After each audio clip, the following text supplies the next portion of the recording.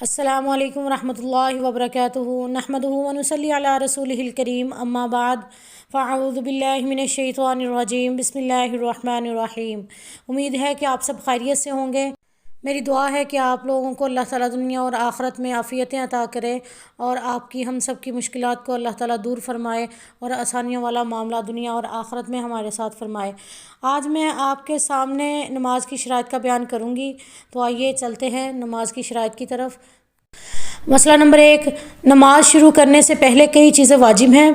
اگر وضو نہ ہو تو وضو کرے، نہانے کی ضرورت ہو تو غسل کرے، بدن پر یا کپڑے پر کوئی نجاست لگی ہو تو اس کو پاک کرے، جس جگہ نماز پڑھنی ہے وہ بھی پاک ہونی چاہیے، فقط منہ اور دونوں ہتھیلیوں اور دونوں پیر کے سوا سر سے پیر تک سارا بدن خوب ڈھانک لے۔ یہ جو صورت اوپر میں نے بیان کی ہے کہ تمام بدن کو ڈھانپ لے، یہ عورتوں کے لیے ہے، یہ صرف عورتوں کے لیے حکم ہے، اور مردوں کو فقط ناف کے نیچے سے لے کر گھٹنوں تک ڈھانکنا فرض ہے۔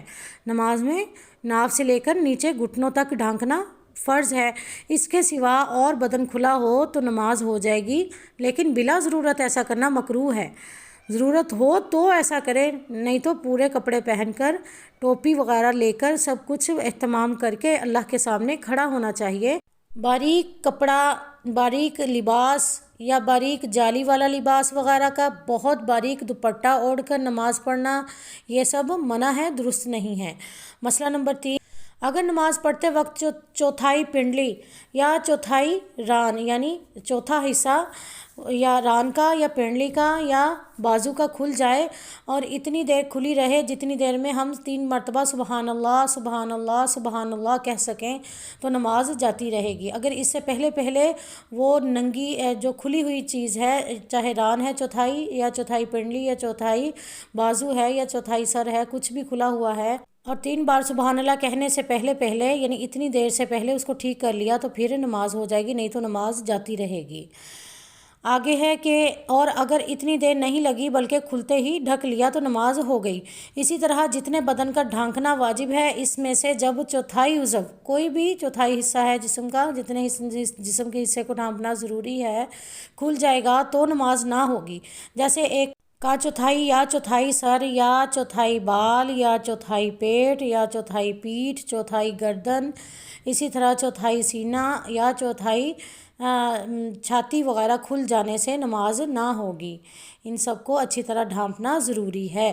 وہ عورتیں جو صرف سر کو ڈھانپ لیتی ہیں وہ بھی اچھی طرح سے نہیں ڈھانپتی اور گردن ننگی رہ جاتی ہے یا بال نظر آنے لگتے ہیں، تو ان سب چیزوں کا ڈھانپنا ضروری ہے۔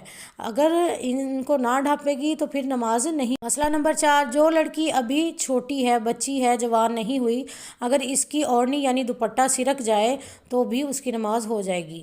مسئلہ نمبر 5، اگر کپڑے یا بدن پر کچھ نجاست لگی ہے لیکن پانی کہیں نہیں ملتا تو اسی طرح نجاست کے ساتھ نماز پڑھ لے۔ مسئلہ نمبر 6، اگر سارا کپڑا نجس ہو یا پورا کپڑا تو گندا ناپاک نجس نہیں ہے لیکن بہت ہی کم پاک ہے، یعنی 1/4 سے کم پاک ہے اور باقی سب کا سب نجس ہے، تو ایسے وقت یہ بھی درست ہے کہ اس کپڑے کو پہنے نماز پڑھے، اور یہ بھی درست ہے کہ کپڑا اتار ڈالے اور ننگی ہو کر نماز پڑھے، لیکن ننگی ہو کر نماز پڑھنے سے اس نجس ناپاک کپڑے کو پہن کر پڑھنا بہتر ہے، اور اگر چوتھائی کپڑا یا چوتھائی سے زیادہ پاک ہو تو ننگی ہو کر نماز پڑھنا درست نہیں، اسی نجس کپڑے کو پہن کر نماز پڑھنا واجب ہے۔ مسئلہ نمبر 7، اگر کسی کے پاس بالکل کپڑا نہ ہو تو ننگی ہو کر نماز پڑھے، لیکن ایسی جگہ پڑھے کہ کوئی آپ کو دیکھ نہ سکے، اور کھڑے ہو کر نماز نہ پڑھے بلکہ بیٹھ کر ہی رکوع اور سجدہ کو اشارہ سے ادا کرے، یعنی بیٹھی رہے اور رکوع اور سجدہ اشارہ سے ہی کرے، اور اگر کھڑے کھڑے پڑھے گی نماز اور رکوع سجدہ ادا کرے گی تو بھی درست ہے، یعنی موومنٹ نہ کرے، نماز ہو جائے گی، لیکن بیٹھ کر پڑھنا زیادہ بہتر ہے کیونکہ اس میں سطر کی پوشیدگی زیادہ ہے۔ مسئلہ نمبر 8، مسافرت میں کسی کے پاس تھوڑا سا پانی ہے، اگر نجاست دھوتی ہے تو وضو کے لیے نہیں بچتا، اور اگر وضو کرے تو نجاست پاک کرنے کے لیے پانی نہ بچے گا تو اس پانی سے نجاست دھو ڈالے، پھر وضو کے لیے تیمم کر لے، کیونکہ یہ دوسرا راستہ ہمارے پاس موجود ہے کہ ہم تیمم کر سکتے ہیں، لیکن نجاست کو دور کرنے کے لیے ضروری ہے کہ پانی کا ہو۔ تو پانی سے نجاست کو دور کر لے، یعنی کپڑا صاف کر لے، اور وضو نہ کرے، تیمم کر لے وضو کے لیے۔ مسئلہ نمبر 9، ظہر کی نماز پڑھی لیکن جب پڑھ چکی تو معلوم ہوا کہ جب وقت نماز پڑھی تھی اس وقت ظہر کا وقت نہیں رہا تھا بلکہ عصر کا وقت آ گیا تھا، تو اب پھر قضا پڑھنا واجب نہیں ہے، بلکہ وہی نماز جو پڑھی ہے قضا میں آ جائے گی، اور ایسا سمجھیں گے کہ قضا ہی پڑھی تھی۔ مسئلہ سمجھ میں آ گیا؟ یعنی ظہر کی نماز پڑھی ہے، لیکن جب پڑھی ہے تو اس وقت نماز کا ظہر کا ٹائم نہیں رہا تھا بلکہ عصر کا ٹائم داخل ہو گیا تھا، تو پھر اس کے بعد یعنی یہ پتہ چلنے کے بعد قضا پڑھنا ضروری نہیں ہے، کیونکہ جو نماز پڑھی ہے وہی ظہر کی قضا میں شمار ہو جائے گی۔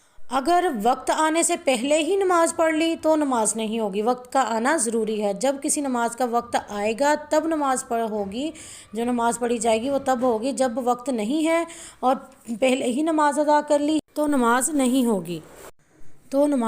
ہوگی۔ یہ تھے آج کے ہمارے نماز کی شرائط کے مسائل۔ امید ہے کہ آپ کو اچھی طرح سمجھ آ گئے ہوں گے۔ انشاءاللہ نیکسٹ ویڈیو میں اب نیکسٹ مسائل کے ساتھ ملیں گے، ایک نئے ٹاپک کے ساتھ۔ اس کے ساتھ ہی مجھے اجازت دیجیے۔ السلام علیکم ورحمۃ اللہ وبرکاتہ۔